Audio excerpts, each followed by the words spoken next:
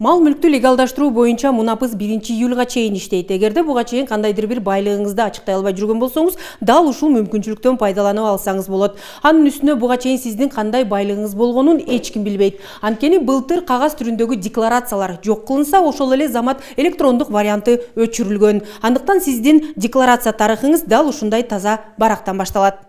Ананда баары анонимдүү. Мисалы, юстиция министрлигинин мамлекеттик нотариаттарында отургандардын кимиси кайсы иш менен келгенин баамдап болбойт. Бири ишеним катын каттатканы келсе, экинчиси миллиондогун байлыктарын ачыктап адалдашы ыктымал. Ар бири өзүнчө кабинетке кирип, өз алдынча кагазды толтурат. Для того, чтобы заполнить декларацию, необходимо иметь при себе паспорт. Декларацияны толтуруунун жол жобосу өтө жөнөкөй, тиешелүү жактын өздүгүн тастыктаган документ зарыл. Түндүктөн да көчүрүп алсак болот. Кыймылсыз мүлк болсо, анын тиешелүү документтери, автотранспорт болсо, техпаспорт зарыл. Акча каражаты жагынан ала турган болсок, банктагы эсепти көрсөтүүсү жетиштүү. Эгер акча банкта болбосо, анда канча суммада экенин айтса да болот. Бүгүнкү күндө Октябрь району боюнча 940 адам тиешелүү мунапыстан пайдаланышты. Алардын ичинен 31 адамдын мал мүлкүнүн наркы 100 миллион сомдон ашкандыктан мамлекеттик казынага 1 миллион сомдон бир жолку төлөнүүчү пошлина төгүштү.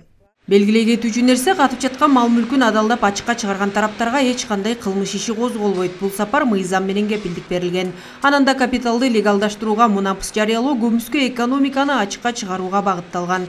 Анын көрсөткүчү расмий түрдө ички дүң өндүрүмүнүн 21%-ын түзөөрү айтылып келет. Бирок бейрасмий маалыматтар боюнча бүгүнкү күндө декларацияланбаган мүлктүн 40%-га жакыны көмүскө секторда.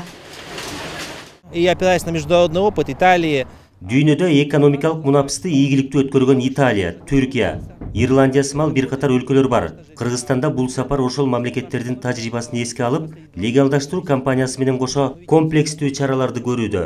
Бул ишкерлердин, инвесторлордун кендирин кесип келген коррупция, кылмыштуулук сымал көрүнүштөр менен аеосуз күрөш десек болот. Бизге азыр экономикалык тынчтык зарыл. Өлкө өнүгүү жолуна түштү. Капиталды легалдаштыруу көмүскө экономиканы ачыктап, бизнес чөйрөсүнүн өкүлдөрүнүн тынч иштөөсүнө мүмкүнчүлүк түзөт.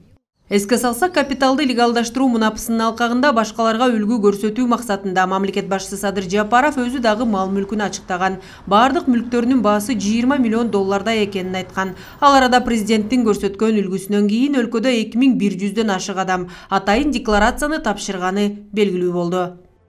Акмарал Сабатар, Азамат Жапаков, Ала Тоо 24.